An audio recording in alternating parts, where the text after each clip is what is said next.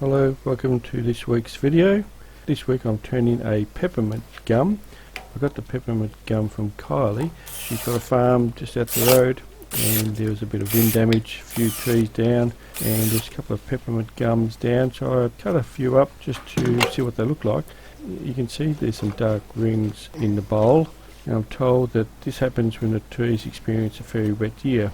Though I've kept them in there. I did find a spider when I turned it. I wasn't sure what kind of spider it is. I don't think it's a deadly spider. The day before when I was turning, I'm sure there was a spider on my face shield. I've got an enclosed face shield with an air filter in it that I use all the time. It's a great face shield, stops anything from hitting my face, and it also stops any dust from coming up your nose or your mouth. But I thought there was a spider crawled down the front of the shield, and I took the face shield off and I couldn't find it. Anyway, this spider turned up the next day, so I'm not sure if it was in the face shield or it was just walking around the lathe. So I let it go, so it lives for another day. Hopefully it doesn't get too close to my face shield. So peppermint gum, I used a roughing gouge, then a 1/2-inch spindle gouge. I finished it off with a negative rake scraper. The gums, eucalyptus gums, there are many splits. Once it starts to dry, they split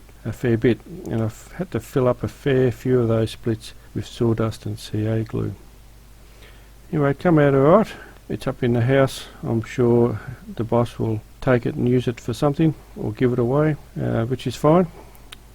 Anyway, hope you enjoy the video. See you next time. Cheerio.